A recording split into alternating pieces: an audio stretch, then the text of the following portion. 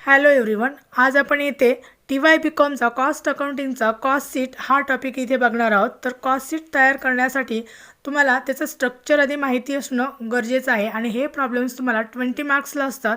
त्यामध्ये 3 टाईप्स आहेत. First is basic cost sheet, second is per unit म्हणजे production दिलं असणार आहे आणि तुम्हाला पर युनिट त्याच्यावरून काढायला लागणार आहे.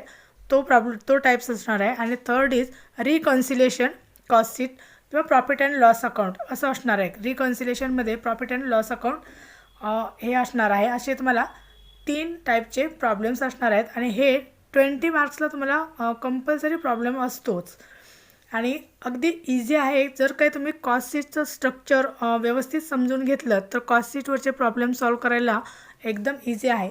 तर आधी फर्स्टली आपण इथे कॉस्ट शीटचं स्ट्रक्चर समजून घेत असताना त्यामध्ये येणारे एक्सपेन्सेस आपण बघणार आहोत.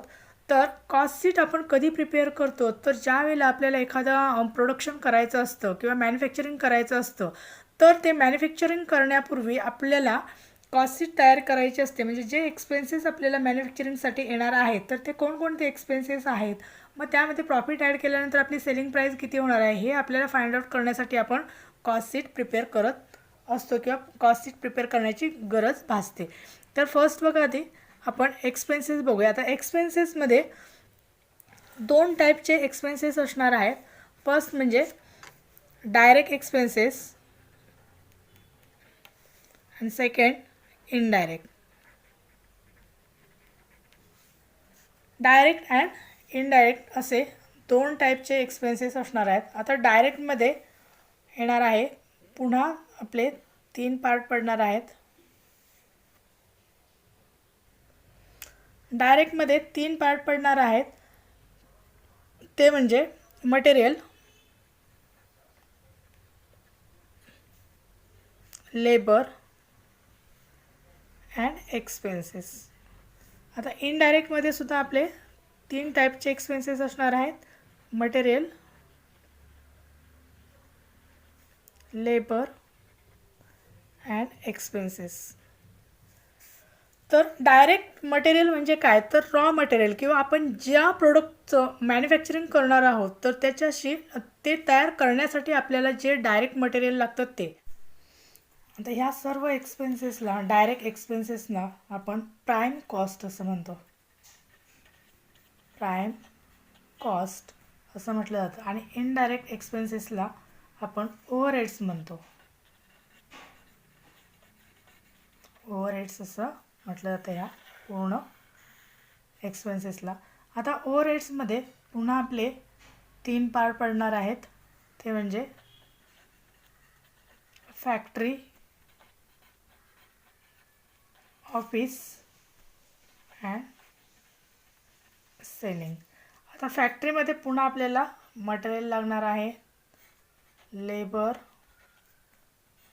आणि एक्सपेन्सेस. ऑफिसमध्ये पुन्हा मटेरियल, लेबर अँड एक्सपेन्सेस. इथे पुन्हा मटेरियल, लेबर अँड एक्सपेन्सेस. म्हणजे फॅक्टरीमध्ये पण आपण मटेरियल वापरणार आहोत, लेबर आणि एक्सपेन्सेस. ऑफिसमध्ये मटेरियल, लेबर आणि एक्सपेन्सेस. सेलिंगमध्ये मटेरियल, लेबर आणि एक्सपेन्सेस मध्ये. तर आता फर्स्ट आपण बघूयात. तुम्ही आता एक्सपेन्सेस कोणकोणते आहेत ते तुमच्या लक्षात आलं असेल. तर आता आपण बघणार आहोत की कॉस्ट शीट कशी प्रिपेअर करायची ते. फर्स्ट आपण घेणार आहोत opening stock of raw material. Opening stock of raw material.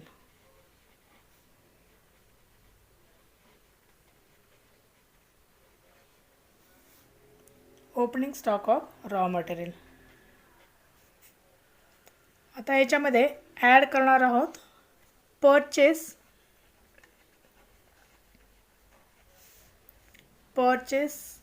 Of raw material.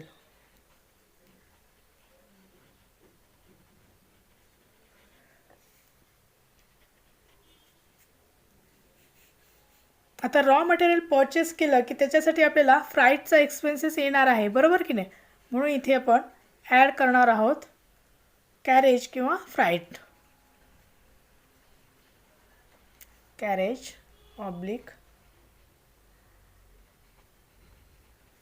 Freight. आता यामधून लेस करणार आपण less closing stock of raw material. Closing stock of raw material.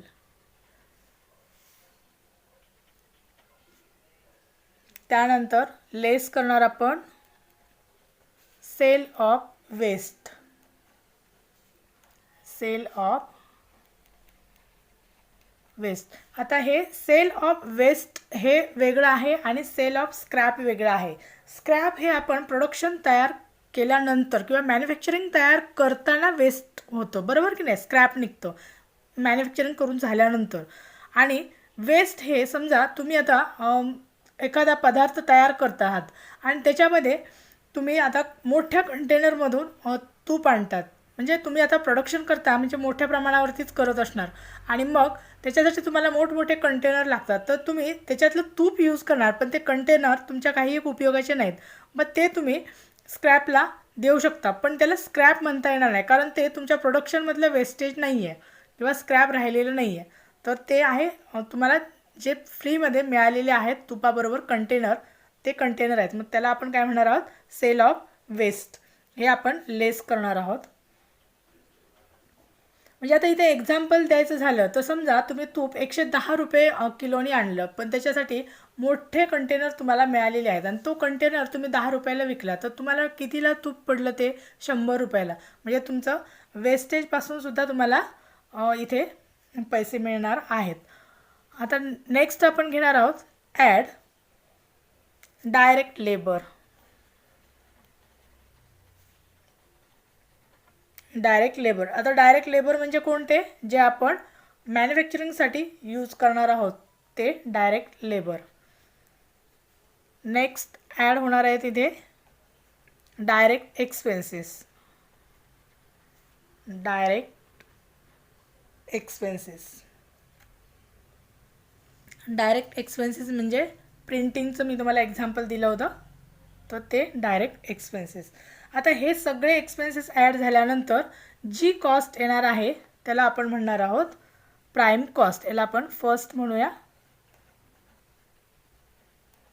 Prime cost.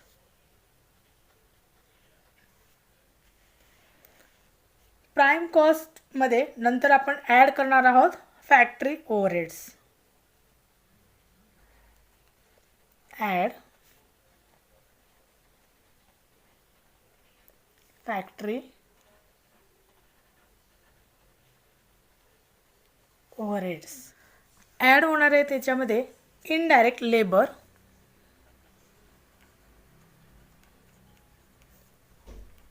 Indirect labour, indirect material आणि indirect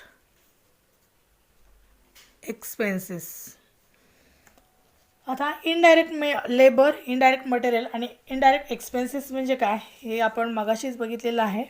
त्यानंतर लेस होणार आहे त्याच्यामधून sale of scrap. Sale of scrap. कारण इथं आपलं प्रोडक्शन सुरू झालेलं आहे आणि आपण फॅक्टरी ओव्हरहेड्समधून मग सेल ऑफ स्क्रॅप करणार आहोत. तर इकडे आपण इथे याची अशी फुली मारून घेऊया अमाऊंटच्या ठिकाणी.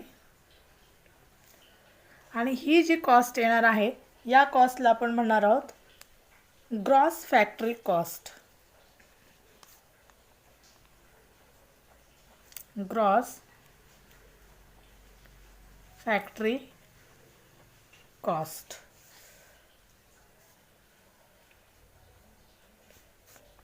नेक्स्ट आता याच्यामध्ये आपण ॲड करणार आहोत opening stock of WIP. Opening stock of WIP. Opening stock of WIP. Next याच्यामधून लेस करणार आहोत closing stock of WIP. Closing stock of WIP. आणि मग येणार आहे आपली जी कॉस्ट, तिला आपण म्हणणार आहोत net factory cost.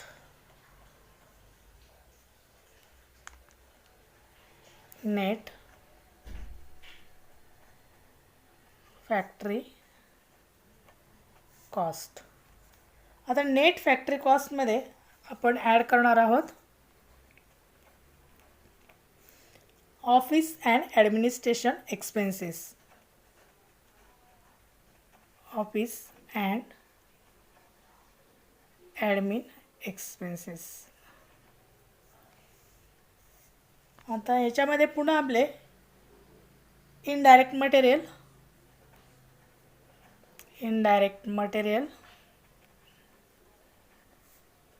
Indirect labour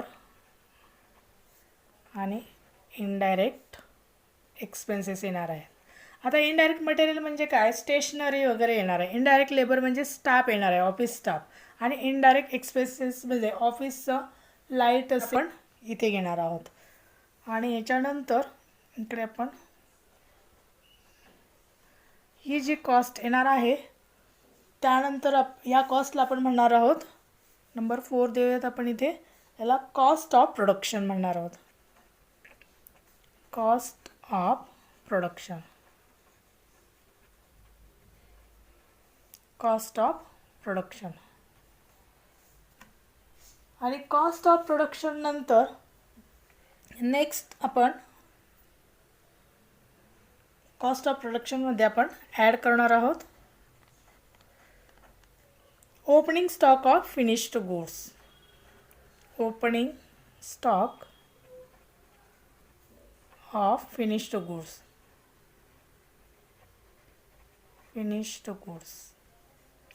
आणि लेस करणार आहोत आपण closing stock of finished goods.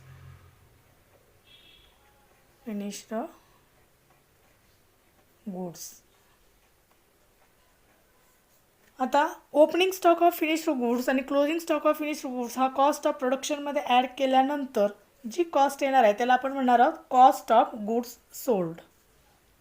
त्याला आपण नंबर 5 म्हणूया, cost of goods sold.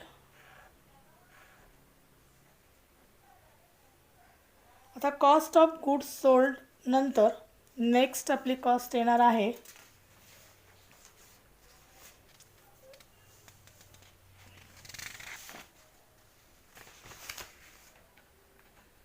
Add होणार आहे selling and distribution overheads. Selling and distribution overheads. आता सेलिंग अँड डिस्ट्रीब्युशनमध्ये पुन्हा इनडायरेक्ट मटेरियल येईल, इनडायरेक्ट लेबर आणि इनडायरेक्ट एक्सपेन्सेस. काय होईल, ॲडव्हर्टाईजचा एक्सपेन्सेस असेल तर हा इनडायरेक्ट एक्सपेन्सेस. आता तुम्हाला सेल्समॅन वगैरे आवश्यक आहेत तर ते इनडायरेक्ट लेबरमध्ये येईल. आणि सेलिंगसाठी पॅकेजिंग लागतं तुम्हाला किंवा पॅकेजिंगसाठी जे मटेरियल लागेल ते इनडायरेक्ट मटेरियलमध्ये येणार. किंवा कलेक्शन चार्जेस हे सुद्धा तुमचं इनडायरेक्ट एक्सपेन्सेसमध्ये येऊ शकतं. केबलवाले वगैरे कसे येऊन आपल्या घरी पेमेंट घेऊन जातात, म्हणजे ते कलेक्शन चार्जेस ते इनडायरेक्ट एक्सपेन्सेसमध्ये येणार. अशा टाईपचे जे चार्जेस आहेत ते इनडायरेक्ट. आता हे सगळे कॉस्ट एकत्र केल्यानंतर जी येणार आहे ती नंबर 6 त्याला आपण देऊया, ती म्हणजे cost of sales. Cost of sales म्हणणार आहोत त्याला. आणि आता कॉस्ट ऑफ सेल्समध्ये आपण ॲड करणार आहोत प्रॉफिट आणि मग नंतर येणार आहे तो म्हणजे सेल्स. म्हणजे कॉस्ट ऑफ सेल्स आणि सेल्समधला जो डिफरन्स आहे तो म्हणजे असणार आहे आपला प्रॉफिट. आणि अशा प्रकारे आपलं हे कॉस्ट शीटचं स्ट्रक्चर कंप्लीट होणार आहे. तर बघा, फर्स्टली आता तुम्ही आधी ओपनिंग स्टॉक घेणार, त्यानंतर परचेसेस घेणार, नंतर कॅरेज फ्राईट घेणार, ॲड करणार, लेस करणार आहोत closing stock of raw material, नंतर लेस करणार आहे सेल ऑफ वेस्ट, ॲड करणार आहात डायरेक्ट लेबर, ॲड करणार आहोत डायरेक्ट एक्सपेन्सेस आणि ह्या सगळ्या कॉस्टला आपण म्हणणार आहोत प्राईम कॉस्ट. नेक्स्ट आता फॅक्टरी ओव्हरहेड्स. आता फॅक्टरी ओव्हरहेड्समध्ये फॅक्टरीशी रिलेटेड जे जे एक्सपेन्सेस असतील ते सगळे तुम्ही ह्या हेडखाली टाकायचे आहेत. फॅक्टरी एक्सपेन्सेस किंवा फॅक्टरी ओव्हरहेड्सच्या अंडर टाकायचे आहेत. आणि इथे त्यानंतर नेक्स्ट आपलं ऑफिस अँड ॲडमिनिस्ट्रेशन एक्सपेन्सेस येतं. तर ऑफिस अँड ॲडमिनिस्ट्रेशन एक्सपेन्सेसमध्ये तुम्ही सगळे ऑफिसशी रिलेटेड जे ओव्हरहेड्स किंवा एक्सपेन्सेस येणार आहेत ते सगळे आपण ऑफिस अँड ॲडमिनमध्ये टाकणार आहोत. त्यानंतर आपलं येणार आहे कॉस्ट ऑफ प्रोडक्शन. नंतर त्याच्यामध्ये आपण ॲड करणार आहोत opening stock of finished goods आणि लेस करणार closing stock of finished goods आणि त्याला आपण म्हणणार आहोत कॉस्ट ऑफ गुड्स सोल्ड. आता कॉस्ट ऑफ गुड्स सोल्ड झाल्यानंतर आपली येणार आहे ती सेलिंग अँड डिस्ट्रीब्युशन ओव्हरहेड्स. आता सेलिंग अँड डिस्ट्रीब्युशन ओव्हरहेड्स येतील. तर सेलिंग आणि डिस्ट्रीब्युशनशी रिलेटेड जे जे एक्सपेन्सेस तुम्हाला कॉस्ट शीटच्या प्रॉब्लेममध्ये दिले असतील ते सगळे तुम्ही इथे टाकायचे आहेत. म्हणजे ॲडव्हर्टाईज असेल किंवा सेलिंग अँड डिस्ट्रीब्युशन ओव्हरहेड्स असं सुद्धा दिलं असेल तर ते इथे येणार आहे. तर पॅकेजिंगचा एक्सपेन्सेस असेल तर तो सुद्धा तुम्ही इथे टाकायचा आहे. किंवा सेल्समॅनचा सॅलरी असेल तरी सुद्धा इकडेच येणार आहे. आणि इथे नंतर कॉस्ट ऑफ सेल्स येणार आहे हे सगळे एक्सपेन्सेस ॲड केल्यानंतर. आणि त्यानंतर आपला ॲड करणार आहोत आपण त्याच्यामध्ये प्रॉफिट आणि नंतर येणार आहे ते सेल्स येणार आहे. तर हे असं कॉस्ट शीटचं स्ट्रक्चर आहे. आणि हे स्ट्रक्चर जर तुम्ही पाठ केला तर तुम्हाला 20 मार्क्सचा प्रॉब्लेम इझिली सॉल्व करता येईल. आणि हा कंपल्सरी आहे तुम्हाला प्रॉब्लेम ॲक्च्युली सोडवायला एक्झामला आणि इम्पॉर्टंट आहे आणि खूप इझी आहे. तर कॉस्ट शीटचं हे स्ट्रक्चर मी अगदी सोप्या पद्धतीने सांगण्याचा प्रयत्न केलेला आहे. तर हे तुम्हाला समजलं असेलच. तर तुम्ही हे बाय हार्ट करा म्हणजे तुम्हाला कॉस्ट शीटचे प्रॉब्लेम सोडवणं अगदी सोपं जाईल. तुम्हाला समजलं असेल, टॉपिक तुम्हाला आवडला असेल तर व्हिडिओला लाईक करा, शेअर करा, सबस्क्राईब करा आणि याच्यावरती तुमच्या काय शंका असतील तर तुम्ही कमेंट बॉक्समध्ये त्या मला विचारू शकता. Thank you very much. यानंतरच्या व्हिडिओमध्ये आपण कॉस्ट शीटवरचा प्रॉब्लेम घेणार आहोत.